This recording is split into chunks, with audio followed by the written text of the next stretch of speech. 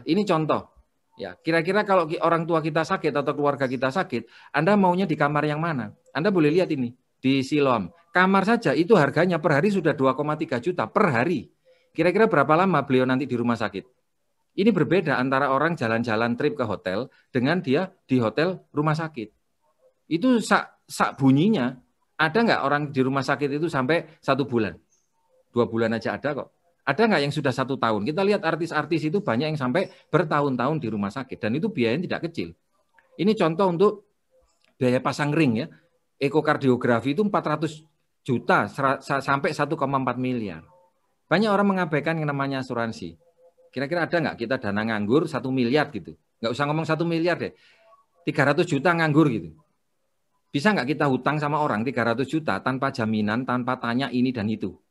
Kalau ada, mungkin bisa dikenalin pada saya. Karena orang kayak gitu pasti orang yang baik hati. Ya, zaman sekarang minjami uang kalau nggak pakai jaminan, ini risiko tinggi. Punya jaminan kalau nggak punya usaha juga nggak bisa. Punya usaha kalau nggak, usahanya mau tutup juga nggak dikasih. Ya, nah ini contoh.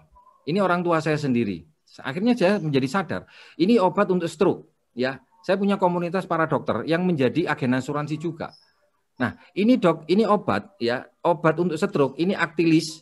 Itu kalau Anda lihat di kotak di depan itu harga tahun 2019 12 juta per botol, butuh 6 botol. Nah, pertanyaannya, ada nggak uang nganggur? Ya. Apalagi ditambah kondisi sekarang, kondisi corona ini, 8 dari 10 perusahaan mengalami penurunan pendapatan. Lah, jadi ya apa ini kan gitu. Anda bisa lihat di sini. Ini data Kompas yang terbaru, 82% seluruh perusahaan, mungkin perusahaan orang tua Anda, itu mengalami penurunan. Sisanya itu bertahan, tidak ada peningkatan, hanya untuk bisa survive, dan hanya sekitar 2,5% saja yang pendapatannya meningkat. Nah, kalau kita tidak punya strategi untuk mengunci, ini justru akan berbahaya. Ini kita bisa lihat data di sini, bahwa 82,55% itu pendapatan perusahaan selama pandemi mengalami penurunan. Lah, masih kondisi sehat, nggak punya penghasilan, itu alhamdulillah. Apalagi nggak punya asuransi. Bagaimana kalau seumpama nggak punya asuransi, penghasilan turun dan sakit? Lah, ini kan mengerikan ini. Ya, ini pasti akan mengerikan. Nah, apa sebabnya? Ya, karena apa? Masa depan itu uncertainly and unpredictable. Disitulah saya mulai mengenal asuransi. Nah, tapi untuk bisa memahami asuransi itu ternyata tidak mudah. Ada persepsi yang salah di masyarakat kita tentang asuransi. Asuransi itu diidentikan, para ulama-ulama kalau kita lihat di YouTube, itu banyak sekali yang memberikan fatwa, tanpa saya mengurangi rasa hormat dengan para ulama. Karena beliau itu mengerti ilmu usul fikih, tapi beliau bukan jadi agen asuransi, sehingga menyamaartikan asuransi itu akadnya adalah akad jual beli, akad baik. Jadi ibaratnya, saya beli berarti ada uang yang saya tukarkan. Jadi seorang tertanggung bayar premi 1 juta, nanti kalau dia meninggal atau sakit, dia dapat 1 miliar. Nah, ini akan menjadi unsur yang horor, tidak boleh.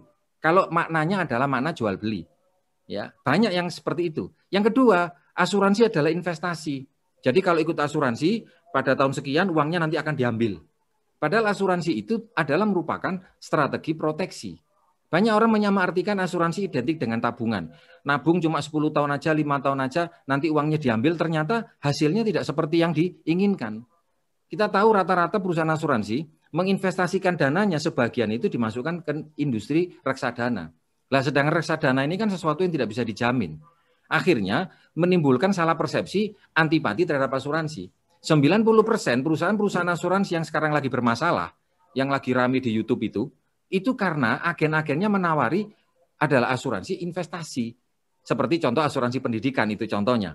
Jadi nanti 15 tahun kemudian, 20 tahun kemudian uangnya diambil. Lah, itu tentu saja hasilnya tidak akan seperti yang dipikirkan karena fluktuatif naik turun. Nah, bagaimana konsep asuransi syariah yang direkomendasikan oleh Dewan Syariah Nasional Majelis Ulama? Akadnya ini berbeda, akadnya bukan jual beli, akadnya adalah akad tabarruk, tolong menolong. Seperti kalau dalam konsep bermasyarakat di zaman kuno, kalau ada saudara kita yang mengalami sakit, itu patungan beras. Berasnya dikumpulin, diberikan kepada keluarga yang mengalami musibah.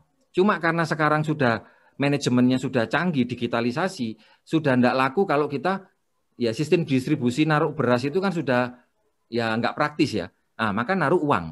Ya, kesalahan banyak orang persepsi adalah asuransi diidentikan dengan sedekah. Jadi ngasih premi itu seiklasi, padahal ada yang namanya sedekah, infak, ada yang namanya zakat, ada yang namanya tabarruk. Ya. Nah, akad yang kedua di konsep asuransi syariah adalah wakalah bil ujroh. Jadi nggak sembarangan orang bisa mengelola dana, harus perusahaan yang punya reputasi. Jadi menitipkan sebagian uang untuk dikelola oleh perusahaan yang manajemennya benar untuk kemaslahatan seluruh peserta.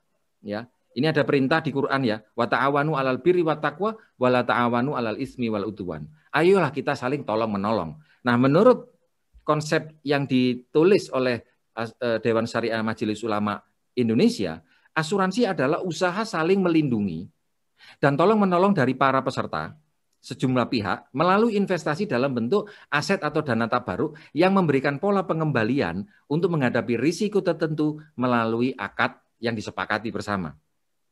Jadi kita perlu memahami bersama apa yang menjadi sebab orang itu menghindari asuransi dan apa menariknya asuransi.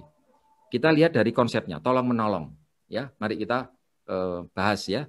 Nah, ini Anda bisa lihat di internet bahwa pedoman umum asuransi syariah itu sudah ditetapkan oleh Dewan Syariah Nasional Majelis Ulama Indonesia plus diawasi oleh Otoritas Jasa Keuangan. Nah, ini contoh. Ini contoh ilustrasi asuransi anak saya. Anak saya umur 22 tahun. Dia membayar premi 1 juta. Dia mendapatkan 1 miliar kalau dia tutup usia, 500 juta kalau kecelakaan, 500 juta kalau dia TPD itu catat tetap total ya. 1 miliar kalau mengalami sakit kritis, terima dana uang cash, dan dibebaskan pembayaran premi berkala atau kontribusinya berkala atau iurannya itu sampai orang tuanya usia 65 tahun. Artinya saya berikhtiar, berupaya bagaimana seluruh peserta ini saling tolong-menolong kalau sesama peserta mengalami musibah.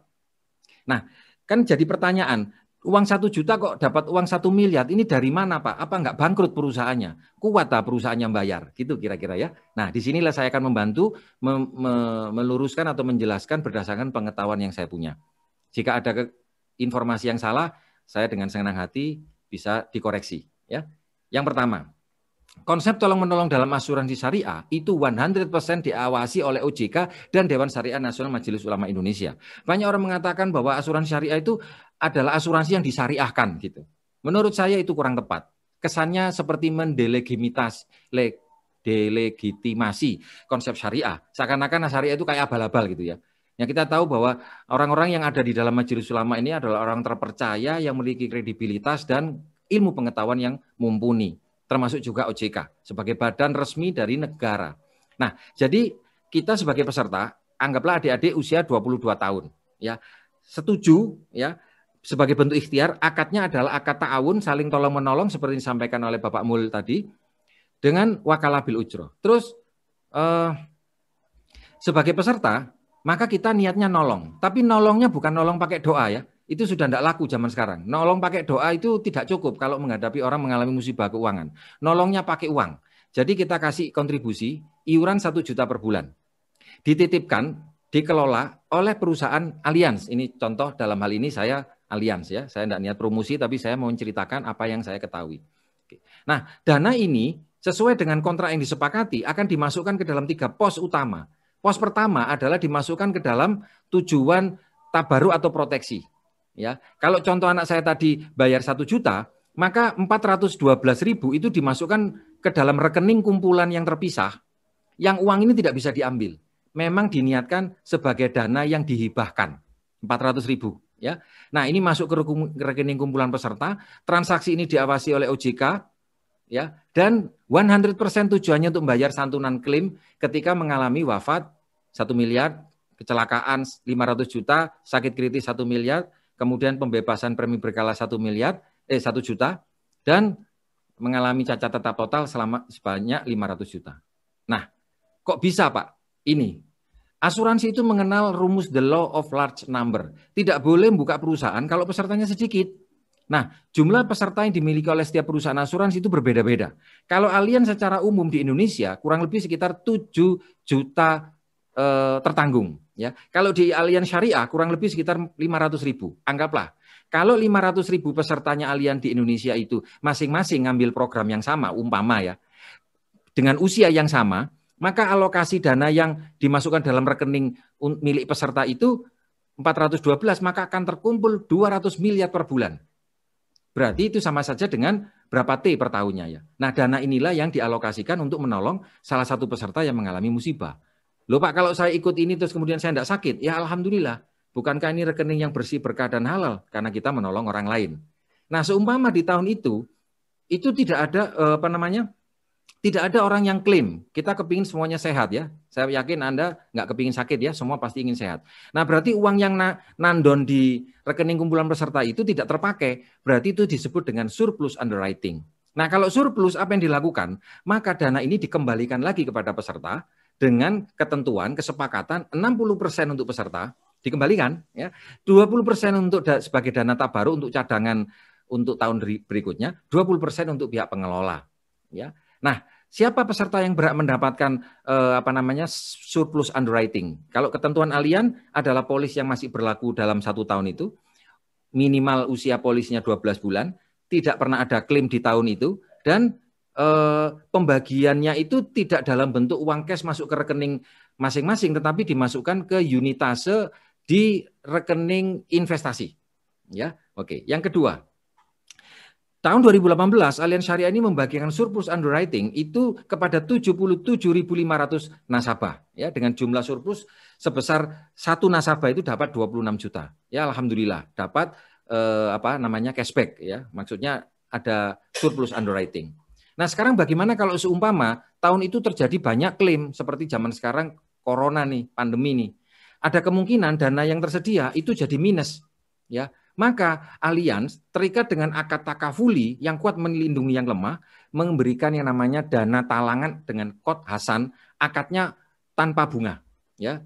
Nanti yang akan dibayarkan untuk next tahun depan atau bulan depan setelah dana rekening peserta itu tercukupi untuk mengembalikan dananya. Jadi tidak ada bunga berbunga di sini. Jadi salah besar kalau ada orang mengatakan asuransi itu mengandung unsur riba karena ada bunga berbunga. Ya. Dan Allianz atau pihak pengelola asuransi syariah tidak diperkenankan menggunakan dana tabaruk ini untuk kepentingan biaya operasional. 100% semuanya untuk peserta, milik peserta dan untuk peserta. Ini contoh kontrak akad yang tertuang di dalam polis. 90% orang beli asuransi tidak pernah baca kontrak polisnya. Itulah tugasnya sebagai seorang agen, itu menjelaskan klausul yang ada di dalamnya. Di situ jelas semua diterangkan bahwa saya mengikhlaskan dan menyetujui untuk dana saya itu dialokasikan untuk menolong peserta yang lainnya. Anda bisa lihat di sini.